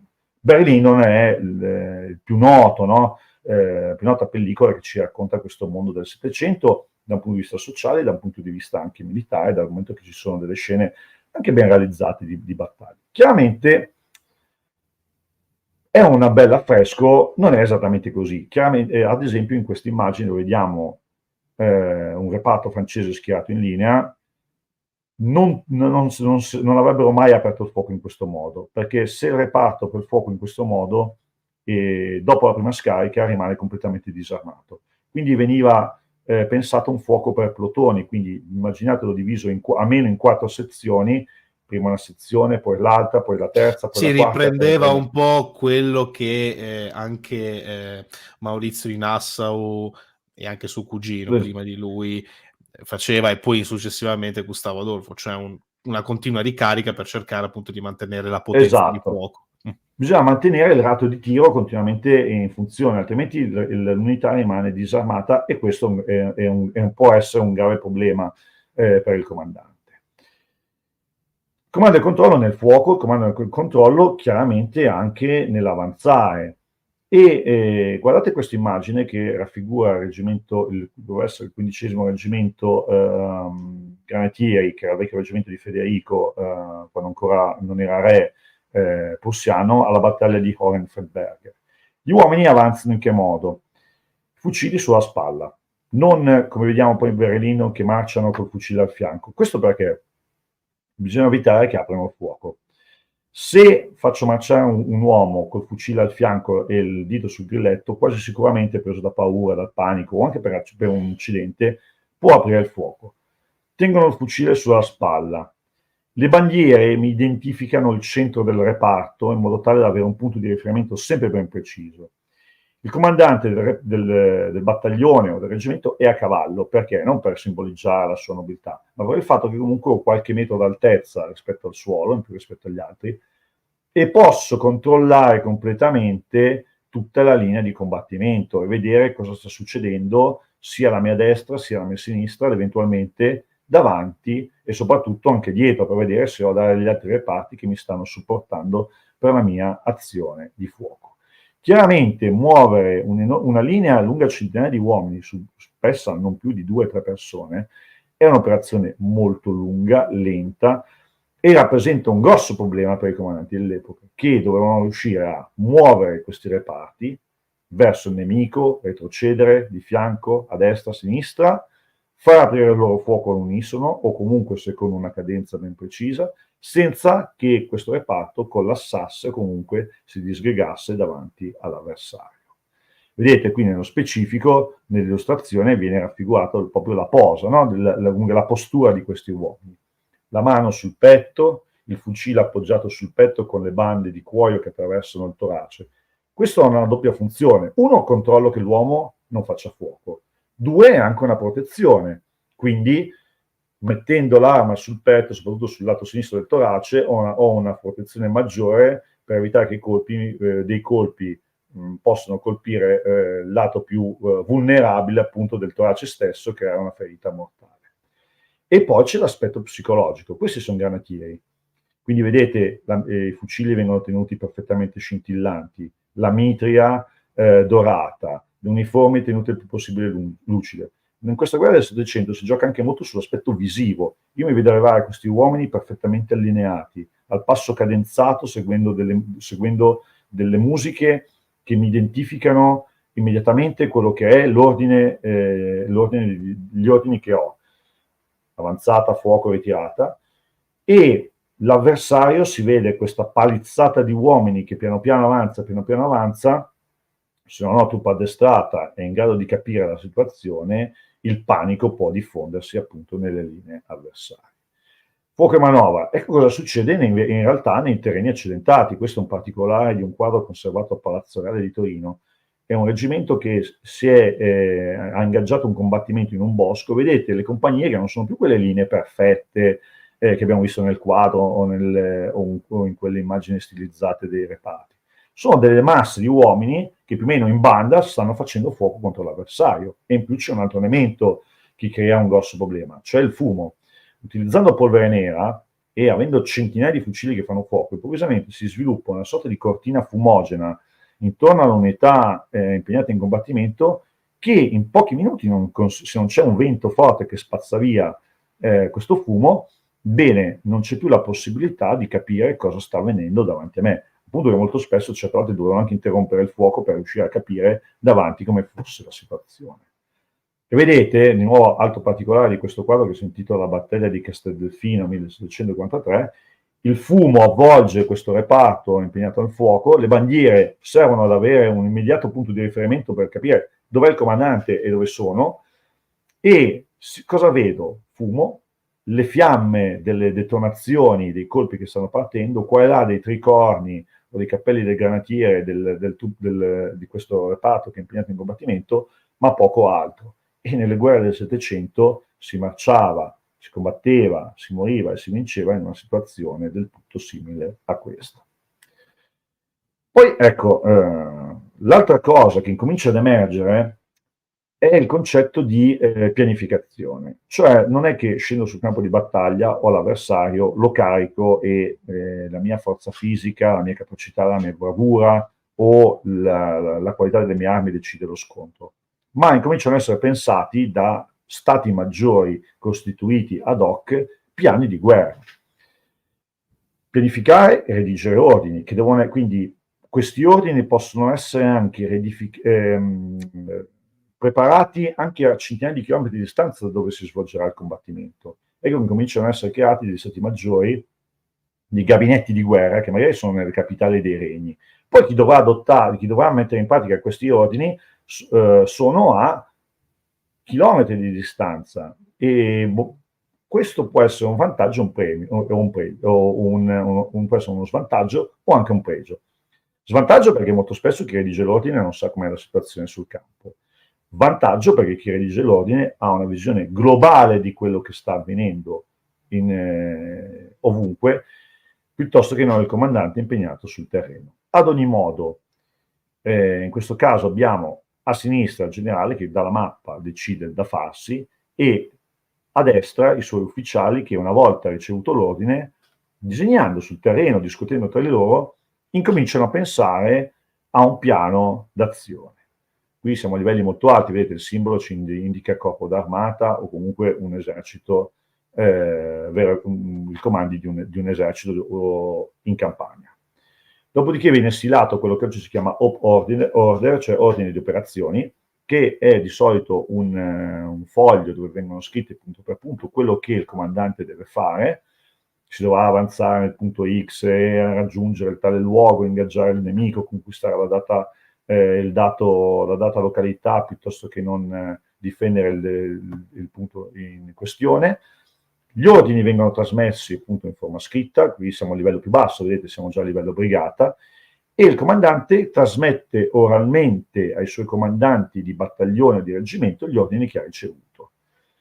Può farlo in due modi: o li convoca e gli parla, oppure manda delle staffette, che è esattamente come oggi il comando radio, che viene trasmesso nei vari posti comando. Le staffette devono raggiungere fisicamente il comandante e trasmettergli oralmente il proprio ordine. Ecco perché magari ne venivano mandate più di una, perché poteva capitare che queste staffette venissero uccise o catturate. In casi di estrema necessità potevano essere anche mandati ordini scritti, ma l'ordine scritto riguarda proprio una sorta di punto eccezionale, cioè sono veramente delle rarità, al punto che se vi recate sempre a Vienna avete l'ordine scritto che alla battaglia di dovrebbe essere Lutzen, è stato Wallenstein ha mandato a Pappenheim, quest'ordine è stato ce l'aveva nella tasca della sua giacca, essendo stato ferito ancora oggi è esposto imbevuto del sangue di Pappenheim, e quindi potete vedere quest'ordine scritto che aveva appunto ricevuto dal suo comandante. Quando arriva l'ordine al comandante di reggimento, nuovamente il simbolo ce lo indica, si deve fare silenzio, perché siamo in una situazione di caos e se tutti parlano ovviamente non si sente. Nei film vediamo il comandante che corre avanti e indietro, arringa la truppa, però dovete già immaginare che siamo in 30 in un cortile, già non ci sentiamo. Immaginate di essere uno stadio, ecco, vi dà un'idea di cosa può essere la confusione con migliaia di persone che vociano, urlano o fanno rumore in un ambiente molto ristretto. Il comandante a cavallo dà gli ordini ai propri ufficiali e sottufficiali di quello che la truppa deve fare, oralmente, e poi al gruppo musica. La musica, noi oggi siamo pensare che sia, come dire, una marcia d'accompagnamento. In realtà la musica, soprattutto il tamburo, quindi lo strumento a percussione o a fiato, su una cadenza ben precisa mi indica se devo avanzare, se devo aprire il fuoco, se devo fare una conversione a destra piuttosto che non a sinistra. Insomma, era codificato tutta una serie di azioni in base a una sequenza musicale ben precisa. Guarda, Perché... sia ciò che hai detto sulle bandiere che quello che hai appena detto sui tamburi e la musica, infatti l'avevamo detto, non so se hai seguito l'ultima live con Marco Bognardi, Certo. avevamo detto effettivamente pure lì. Perché? Perché poi specialmente in situazioni dove c'è casino boia e un fumo impressionante, non riesci a capire assolutamente niente dove devi muoverti. Quindi per forza di cose servivano queste escamotage. Servivano, e non solo, quando poi trovate l'indicazione che il reparto ha perso la bandiera, vuol dire che il reparto è stato veramente annientato, era una situazione tale di confusione e di sbandamento che l'elemento identificante che è la bandiera viene appunto catturato dal nemico. Insomma, vuol dire che la situazione è andata veramente male. E poi ci sono le parole, perché anche qui abbiamo questi eserciti che sono multinazionali. Una realtà che conosco bene, che è quella dell'esercito sabaudo, sardo, aveva al suo interno reparti che parlavano in lingua italiana, latino-piemontese, francese e tedesco. E come comunicavano? Chiaramente occorreva avere un'omogeneità linguistica all'interno di questi reparti e reclutare il più possibile uomini che parlavano la stessa lingua, al punto che venivano anche pubblicati, come vedete qua nell'immagine, dei testi con traduzioni nella stessa pagina per far vedere agli ufficiali che lo ricevevano come si doveva comunicare in tedesco e come si doveva comunicare in francese. Questi sono dei volumetti che erano stati preparati nel corso della guerra della Lega di Augusta, reparti che dovevano appunto reclutare sia truppa francese sia truppa tedesca, e quindi dovevano riuscire a capire il rispettivo in lingua tedesca cosa diceva e viceversa quello francese. Quindi avete il tiré, il Gertfeuer, Jarchan o Anjou, eccetera, eccetera. Questo per dire cosa? Che una certa omogeneità linguistica era cercata e che il più possibile il comunicare in maniera efficace faceva parte di quel processo di comando e controllo che abbiamo visto essere veramente basilare per questi reparti del XVIII secolo. Questo vale anche adesso in realtà, perché specialmente per eserciti NATO, quando si tratta appunto di cercare di stabilire una determinata strategia, dottrina, eccetera, eccetera, eccetera, anche semplicemente un trasferimento di vari comandi da reparto all'altro, dal generale a ovviamente i sottoposti, eccetera, c'è. E anche nell'addestramento stesso c'è. È bene che comunque ci sia la stessa lingua, che si parli la stessa lingua e si capisca la stessa lingua. E si usi lo stesso dizionario, cioè Esattamente. l'oggetto che io identifico con un certo nome deve essere uguale per me finlandese piuttosto che non per te spagnolo e quindi per te inglese, perché sennò incomincia ad esserci veramente un caos. Ed ecco che tipo in ambito NATO la conoscenza della lingua inglese è fondamentale, soprattutto poi in un contesto di forte stress fisico ed emotivo che è il combattimento. Bisogna essere in grado di capire subito quello che viene detto attraverso l'interfono o la radio.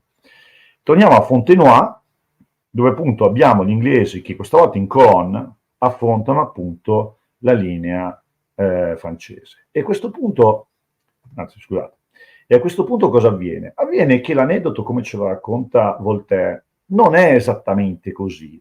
La battaglia è già in corso già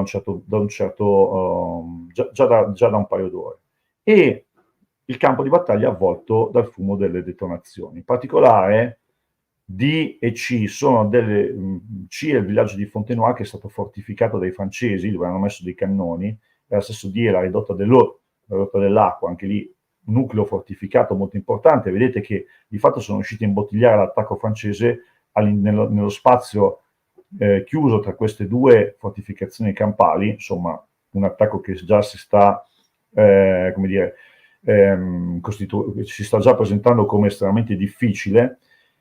Gli inglesi avanzano nel fumo, improvvisamente si trovano davanti, in maniera più o meno inaspettata, le linee francesi. Anche i francesi non se l'aspettano, al punto che gli ufficiali iniziano a correre avanti e indietro su tutta la linea per compattare i ranghi e iniziare a aprire il proprio fuoco.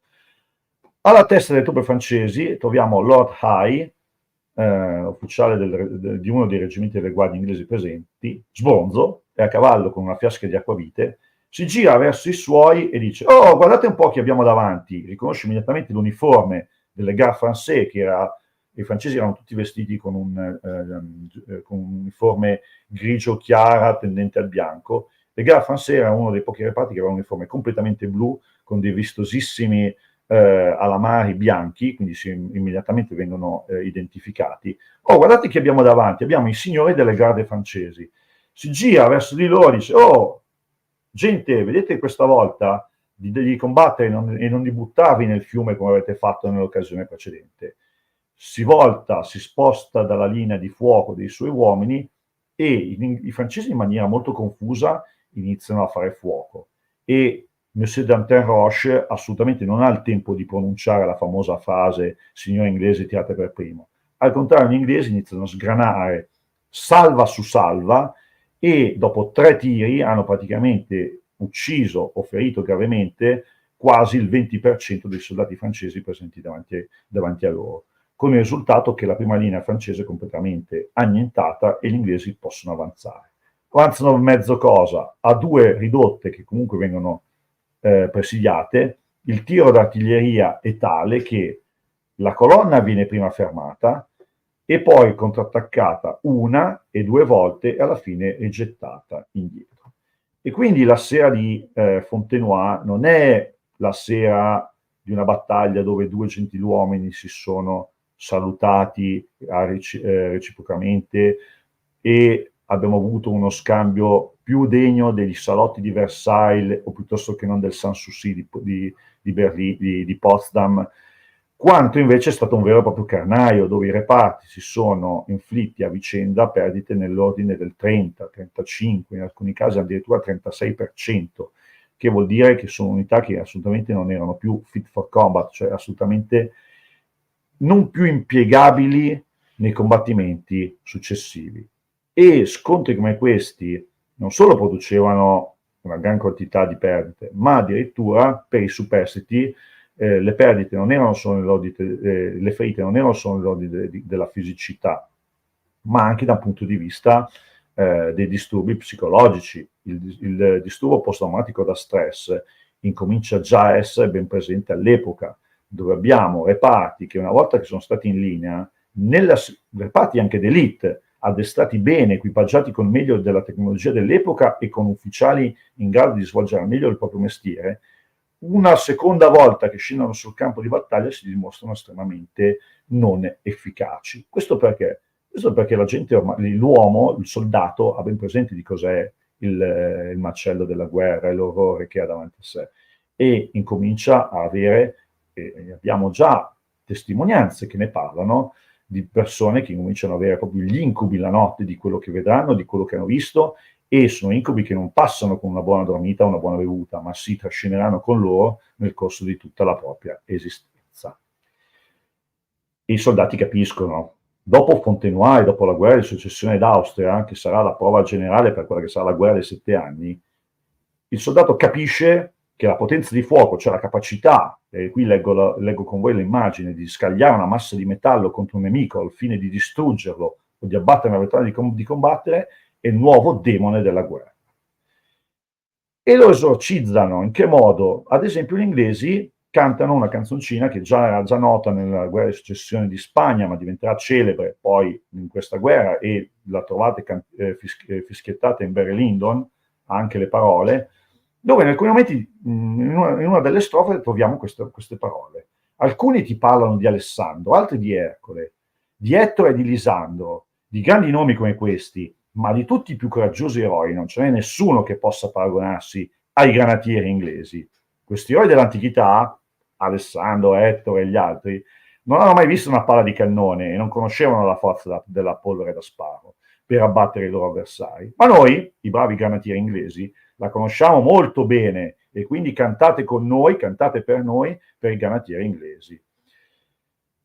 Il vincitore di Fontenoy, Maurizio di Sassonia, che era un uomo molto pragmatico, scrive alla fine al suo amico Folard: guarda vecchio, lascia perdere le colonne, qua non è il caso.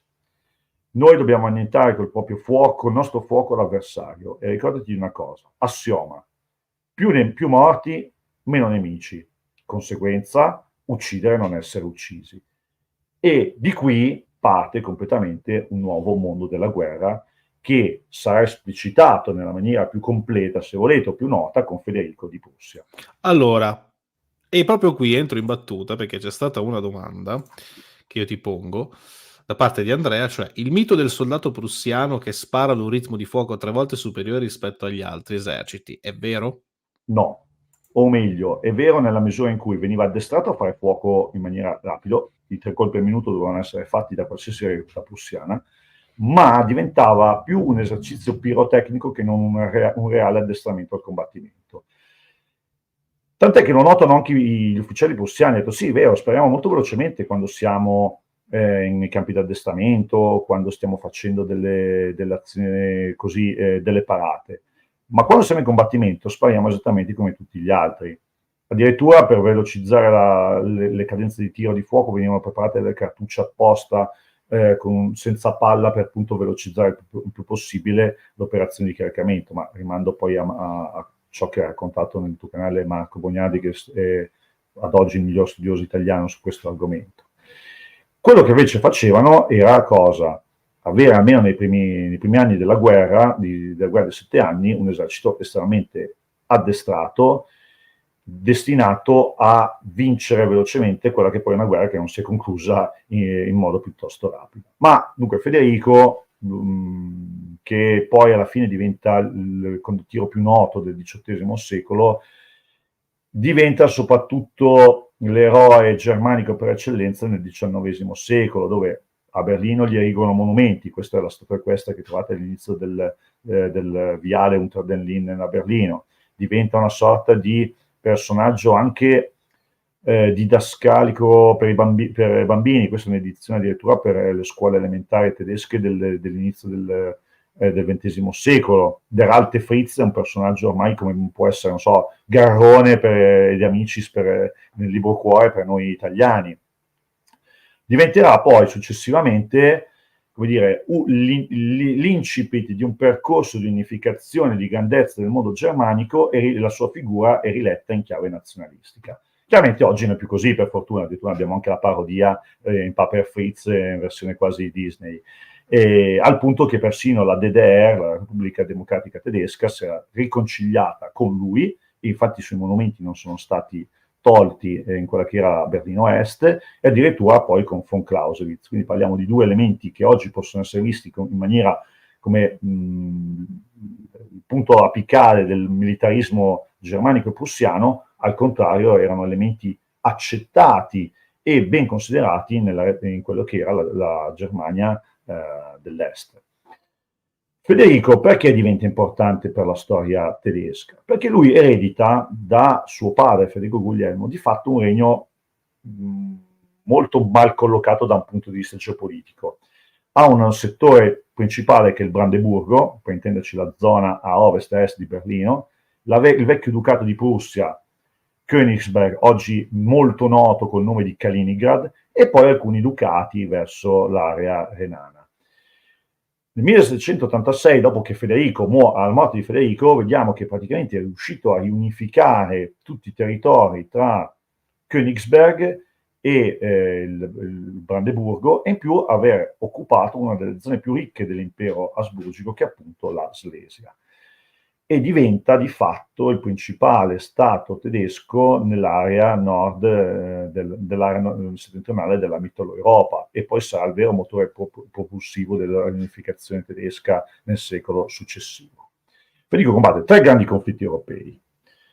Combatterà due guerre di successione, la guerra di successione austriaca in 2 momenti successivi, prima e seconda guerra di Slesia, la guerra dei 7 anni e la guerra di successione bavarese, che noi conosciamo poco come con il nome di Kartoffelkrieg, come guerra di gabinetto poco sanguinosa, che comunque 20.000 dei suoi soldati sottoterra in poche settimane di azione comunque l'ha spediti. E lui incomincia a pensare che dovrà affrontare, data la collocazione della Prussia e del suo regno, una guerra su 2 fronti contemporaneamente, che sarà il grande incubo poi degli stati maggiori tedeschi nella prima e nella seconda guerra mondiale. Pertanto capisce ben primo che i suoi conflitti le guerre che lui dovrà combattere dovranno essere kurz und pfiff, cioè brevi e molto sanguinosi. Cioè io arrivo, devo dare un colpo definitivo all'avversario per potermi dedicare a quello del fronte opposto.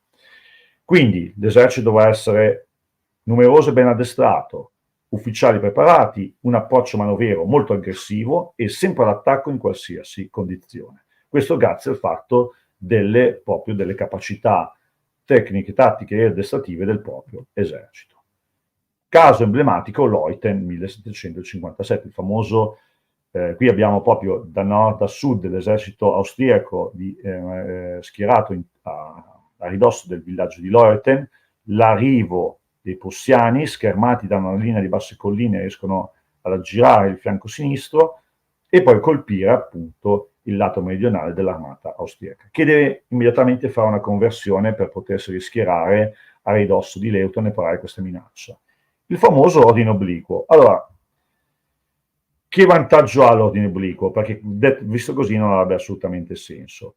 Noi lo vediamo sempre in mappe bidimensionali dall'alto verso il basso, quindi schiacciato. Dobbiamo immaginarlo di vederlo di fronte a noi. Cos'ho? Ho una linea continua di uomini. Io non riesco a capire qual è il lato arretrato. Quindi mi costringe a mettere immediatamente in linea tutte le mie risorse per poter fronteggiare questa minaccia. Certo, una prima parte verrà ingaggiata prima di altre e di solito quella più avanzata è quella dove Federico concentra le sue unità migliori, le sue unità granatieri con battaglioni di amalgama specializzati, e qui avverrà l'urto principale. Ma io che lo vedo di fronte non lo so, quindi magari, se questo è l'ordine obliquo di Leuthen, la mia linea sarà schierata su tutta questa area e dovrò disperdere delle forze che magari saranno più utili per fronteggiare l'attacco principale. Ecco cos'è l'ordine obliquo, cioè una sorta di mascheramento dell'avanzata principale al fine di far disperdere all'avversario il maggior numero possibile di forze. E alla Leuthen funziona perfettamente. Certo, sembra una passeggiata, in realtà i combattimenti all'interno del villaggio di Leuthen saranno durissimi, estremamente sanguinosi per i reparti della guardia prussiana che vi parteciperanno. Intorno alla chiesa di San Giuseppe, che ancora oggi è presente a Leuthen, i reggimenti, soprattutto Roth-Würzburg austriaco, lotterà ore e alla fine sarà possibile conquistare la chiesa solo utilizzando il tiro dell'artiglieria che sfonderà il recinto della chiesa, permetterà ai soldati prussiani di entrare all'interno di questo recinto e occuparlo. Ciò nonostante la manovra, l'ordine obliquo, permetteranno agli austriaci di conquistare il villaggio e di ottenere una vittoria strepitosa, che non è una vittoria a costo zero. Praticamente circa dal 15 al 20% dei reparti prussiani sono, al termine della giornata, morti, feriti o comunque non più abili al combattimento. Va sempre bene l'ordine obliquo? No, non va sempre bene, perché un conto è nel 1757, quando uomini ben addestrati, motivati, che stanno combattendo al massimo della loro capacità. Queste battaglie, cominciamo a ascoltare i numeri, 20%, 15%, 30%, una o due battaglie significano la perdita del 100% dei propri reparti. Cosa vuol dire? Che ogni reggimento è stato distrutto e ricostruito una o più volte. E quindi un reparto all'inizio della guerra è ben diverso da quello a metà conflitto. La guerra dei 7 anni inizia nel 1752, nel 1759 a Kunersdorf i prussiani non hanno più le stesse capacità di manovra di fuoco che avevano anche solo 2 anni prima. E guardiamo un po' il campo di battaglia di Kunersdorf, perché anche qui è importante capire quale terreno è migliore per questi combattimenti. Questo è il Kugrund, vedete proprio, sono colline molto dolci. Meno è accidentato il terreno, maggiore è la mia capacità di sviluppare la potenza di fuoco e di infliggere perdite all'avversario. E questo è importante, sarà una scelta definitiva, molto, molto importante per chi dovrà pianificare gli scontri e gestire il combattimento. Kunersdorf, vedete, è il campo di battaglia per eccellenza della guerra del Settecento. Piano, pochi ostacoli, e esattamente in questo vallone gli attacchi prussiani verranno fermati con un fuoco veramente micidiale da parte delle fanterie austro-russe. Torgau 1760, nuovamente ordine obliquo modificato da parte di Federico, i suoi granatieri escono dal bosco, si trovano gli austriaci che si sono rischierati, che nel frattempo anche l'esercito austriaco subisce delle modifiche e soprattutto diventano anche bravi nel fronteggiare gli eserciti di Federico. Bene, dalla seconda linea vedono lampi in mezzo all'oscurità delle detonazioni delle artiglierie e delle fucilerie austriache, superano la prima linea e si trovano davanti questi campi, che cosa? Una distesa di corpi macellati, segno che la potenza di fuoco austriaca è stata in grado di fermare senza rimedio tutti gli attacchi, tutte le manovre, tutti gli ordini obliqui che Federico poteva mettere sul campo. La battaglia poi arriverà alle forze di Federico per il semplice fatto che, grazie a una fortunatissima manovra, i prussiani riusciranno a trovare l'unico varco esistente nelle linee austriache e sfruttarlo a loro vantaggio. Distruzione di eserciti. Come abbiamo accennato, questi eserciti iniziano le guerre in un certo modo e se non vengono concluse in breve tempo, 1, 2, 3 anni al massimo, incominciano a implodere. Nel 1760 Federico non è più in grado di gestire questa guerra e addirittura si sta preparando a chiedere la pace ai suoi avversari austro-russi. La morte repentina della zarina e l'arrivo al trono di Pietro I, che era un suo fan sfegatato, fa sì che sia avvenuto quello che è noto come il miracolo della casa di Brandeburgo, cioè un capovolgimento di alleanze a vantaggio prussiano, e quindi la guerra finirà con lo status quo, con il mantenimento dei domini prussiani in Slesia. Distruzione degli eserciti, però tutti finiscono queste guerre con un concetto ben chiaro: le guerre costano in maniera enorme da un punto di vista di denaro e soprattutto da un punto di vista di uomini, e sarà un problema per le guerre che dovranno essere combattute in futuro. Poi cambia anche un po' lo stile di combattimento, ma su questo possiamo anche passare velocemente, dove di fatto il sovrano delega i suoi comandanti sul terreno a fare delle azioni appunto che lui stesso non può seguire in prima battuta. Questa guerra lascia un pesante lascito dal punto di vista delle artiglierie. cambiano completamente. Gli austriaci già utilizzano un nuovo sistema artiglieria che si chiama il sistema Liechtenstein, verrà poi clonato, migliorato dai francesi con quello che diventerà noto come sistema Gribeauer, l'artiglieria degli eserciti napoleonici, e di lì poi anche a cascata a tutte e varie le operazioni che l'artiglieria può fare. Prima di tutto gli artiglieri stessi se ne accorgono e dicono: guardate che se eravamo solo un elemento di coreografia della battaglia, adesso siamo noi che dettiamo i tempi e le regole dello scontro. Perché? Uno, abbiamo una notevole capacità di movimento off-road, quindi non siamo più legati a posizioni campali ben precise, ma possiamo accompagnare le truppe sul campo di battaglia e alla nostra potenza di fuoco non c'è rimedio.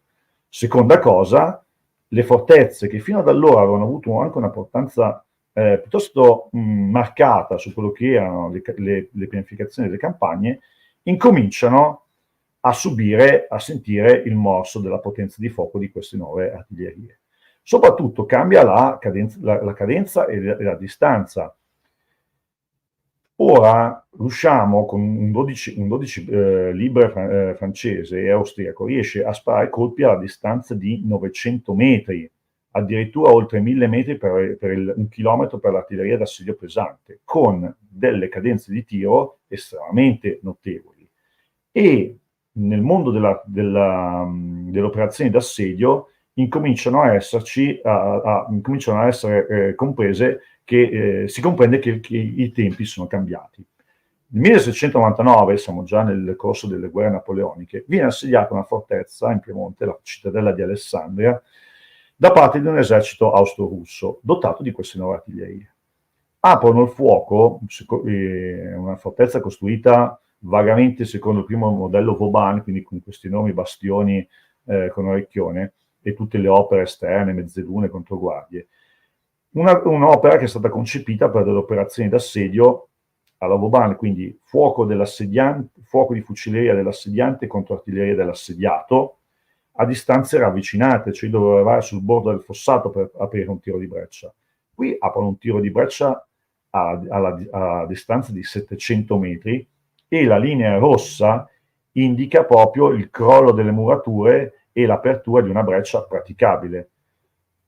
E l'assedio diventa che cosa? Un confronto di cannoni contro cannoni. Quindi io devo proteggermi i cannoni dentro la fortezza per poter riuscire a resistere a un assedio di questo tipo. Praticamente le fortezze devono essere o aggiornate o abbandonate. Gli austriaci decidono di abbandonare, ad esempio, tutte le fortezze della Lombardia, ne verrà mantenuta solo una principale, che è quella di Mantova, e gli altri trasformati sostanzialmente in depositi logistici. Oppure ripensare, come ci dicevamo, una nuova generazione di fortezze. Questo, ad esempio, è il primo forte del Settecento pensato con queste nuove caratteristiche dell'artiglieria, il forte di San Vittorio di Tortona, ed è sostanzialmente una specie di vascello pluriponte dove le artiglierie sono protette da pesanti muraglioni che devono appunto avvolgere i cannoni e proteggerli dal tiro avversario.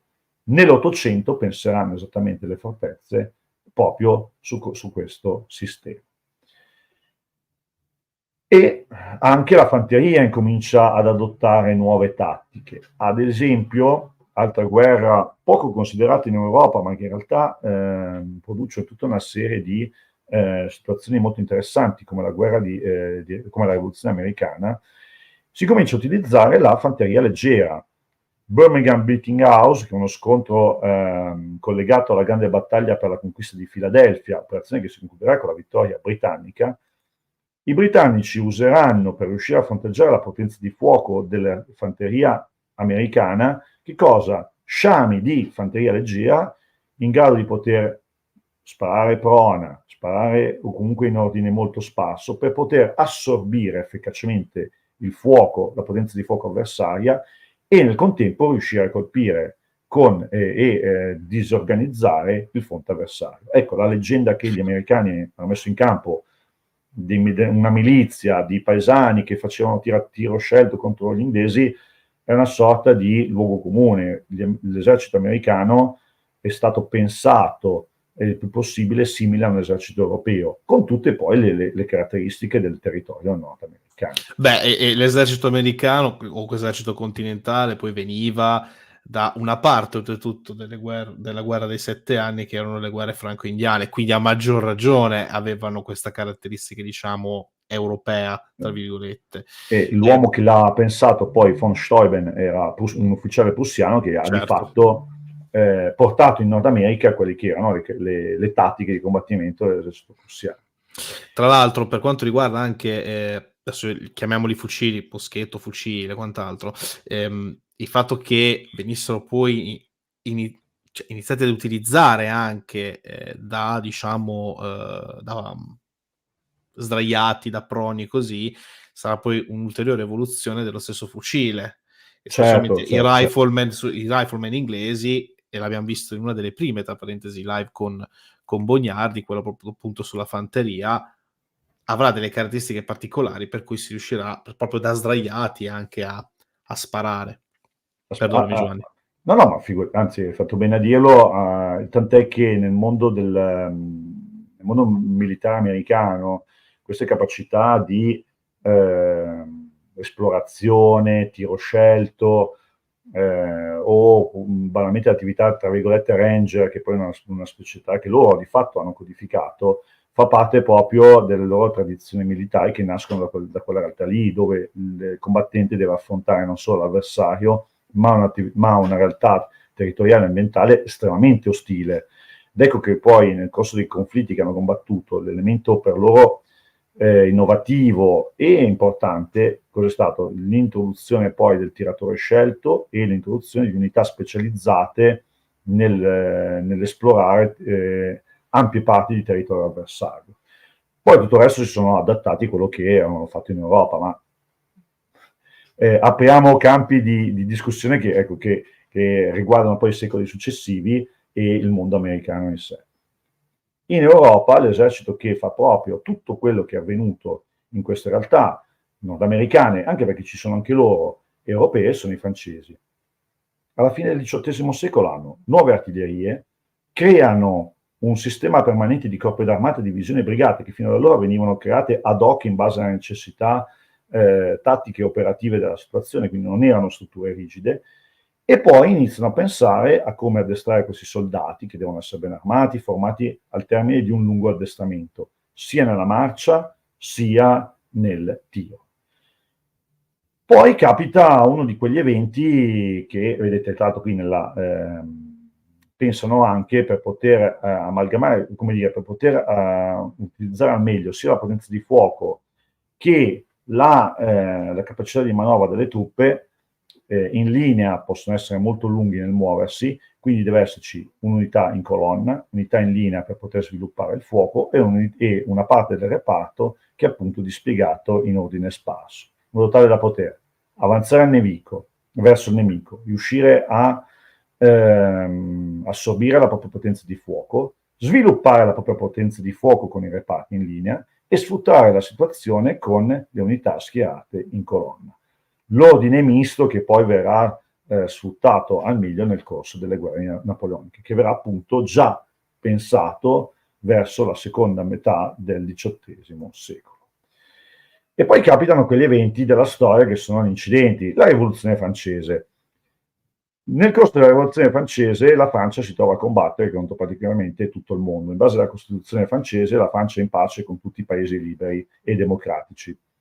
Alla fine del Settecento voleva dire fare la guerra contro tutti, tranne contro la Repubblica contro la Confederazione Svizzera e gli Stati Uniti. Ma per stare tranquilli decidono di fare una guerra anche sia contro gli Stati Uniti che contro la Svizzera. Il problema è che avevano qualcosa come 4 fronti terrestri: Spagna, Alpi, Belgio e Paesi Bassi e fronte renano, e non avevano abbastanza uomini, cioè l'esercito di antico regime, come era stato pensato, davanti a una tale massa di avversari e con un tale ratio di perdite, quindi 1 o 2 campagne, l'esercito francese, che era forte all'epoca di circa 250.000 uomini, sarebbe stato completamente annientato, non è in grado di assorbire queste perdite, perché il campo di battaglia del XVIII secolo è diventato qualcosa di estremamente letale per gli eserciti del periodo. Ed ecco che bisogna inventarsi qualcosa. E questo qualcosa non è un elemento tecnologico, ma è un elemento istituzionale e sociale, cioè la leva en masse. Io, per legge, costringo all'arruolamento tutti i cittadini maschi tra i 16 o 18 anni fino ai 50-60, non mi ricordo più qual era il limite massimo d'età.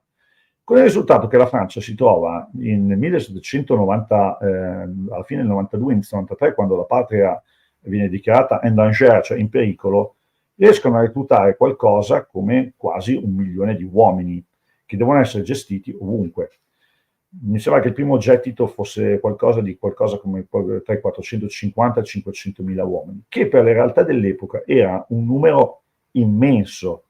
Certo, non tutti potevano essere formati e addestrati secondo quelle regole abbastanza complesse, come abbiamo visto nell'ordine misto nelle immagini precedenti. Ma se il numero non è di per sé una qualità, ma certe volte il numero è anche una qualità, e in guerra, lo vediamo in questa situazione, fa ben la differenza. E gli eserciti francesi, grazie al loro numero, riescono di fatto a fronteggiare eserciti che sono qualitativamente superiori ai loro, inglese, prussiano, austriaco, persino sardo, se vogliamo, piuttosto che non spagnolo. E alla fine di questo iter di guerre rivoluzionarie abbiamo un soldato francese che è un veterano, esperto del combattimento, e potrà essere addestrato ed essere impiegato in combattimento secondo quelle che sono le tattiche che poi erano state già codificate da Ghibert alla fine del Settecento, impiegate da un generale capace, ambizioso, deciso a vincere, che portava il nome di Napoleone Bonaparte. E quindi la patria in danger e la leva obbligatoria diventerà veramente l'elemento che condizionerà la guerra, la società europea e poi alla fine, se volete, mondiale, di fatto fino all'inizio del XXI secolo. Ma devo dirti che mai mi sarei aspettato, quando ho fatto questi studi e avevo anche appunto concepito questa architettura storiografica, concedimi questo termine, ma mi sarei aspettato di arrivare a un punto della storia dove il concetto di leva obbligatoria sarebbe tornato in auge, comunque se ne sarebbe parlato con una certa importanza come se ne parla oggi. Un libro, un film e una canzone. Allora, Christopher Duffy, a mio modo di vedere, buonanima, mancato 2 anni fa, è stato uno dei più grandi, il più grande studioso di guerra del Settecento che abbiamo avuto. The Military Experience in the Age of Reasons è il suo capolavoro che consiglio assolutamente di leggere. Non è ancora stato tradotto, ahimè, in italiano, ma ad esempio non hanno ancora tradotto in italiano il lavoro principale di Parker, che è il suo volume sulla storia di Fiandra. Ce ne faremo una ragione. Comunque in questo momento, ecco, ve lo consiglio assolutamente, The Military Experience. Per il film del 64 realizzato dalla BBC, dedicato a Culloden, cioè la battaglia che vede la sconfitta dei Giacobiti in Scozia e quindi la definitiva scomparsa del mondo scozzese, propriamente detto, realizzato con una tecnica particolarissima dalla BBC, praticamente voi siete di fatto come un cameraman inserito nelle truppe inglesi o scozzesi e si segue praticamente con telecamera sulla spalla il combattimento come se fossimo in prima linea nelle linee di Culloden. Ed è in bianco e nero, ma le esperienze di combattimento e le sensazioni che riesce a trasmettere sono effettivamente estremamente efficaci per capire quel mondo. E la nostra colonna sonora non può che essere, a mio modo di vedere, The British Grenadiers, suonato dalla banda dei granatieri inglesi, che è appunto il nostro motivetto che ha accompagnato tutta la nostra carrellata storica dall'inizio fino alla fine. E non posso che far altro che ringraziare Luca della pazienza che ha avuto nei miei confronti, anche voi, e della chiacchierata appunto che abbiamo avuto questo pomeriggio, questa serata. No, ma guarda, in realtà grazie a te, perché questo è stato una bellissima carrellata, una bellissima chiacchierata, una bellissima lezione anche che mi e ci hai dato. Poi, ripeto, come ho detto all'inizio, parlare di storia moderna è sempre fantastico per me, perché io nasco proprio da lì. Quindi, quindi di fatto, cioè, dato che si parla molto spesso di storia contemporanea, si tende sempre a non ricordarsi in realtà quella parte che viene prima e che poi ha costruito di fatto la storia contemporanea, come Marco Bognardi aveva scritto nei commenti. Proprio a riguardo, tra parentesi, oltre a ringraziarti e ringraziare voi che ci avete ascoltato, avete avuto questa pazienza di quasi 2 ore circa, insomma, di live, io sogno una live con te da una parte e so che ci stai ascoltando Marco Bognardi dall'altra. Quando Una volete. cosa, una cosa fantastica. L'argomento magari potremmo anche pensarlo, però sarebbe veramente magnifico e per me anche un grande onore. Quindi, chi lo sa, teniamoci sempre in contatto. Allora, io a questo punto ringrazio te, Giovanni, ringrazio voi e vi do appuntamento a le prossime 2 live, tra l'altro, che saranno entrambe a tema, sì, conflitto, ma questa volta conflitti navali in età moderna. La prima live, che sarà tra parentesi tra poco, nel senso che sarà martedì 19, avremo ospite Gastone Breccia, avremo ospite Luca Lobasso, avremo ospite Emiliano Beri, una bella triade, per parlare della battaglia di Trafalgar.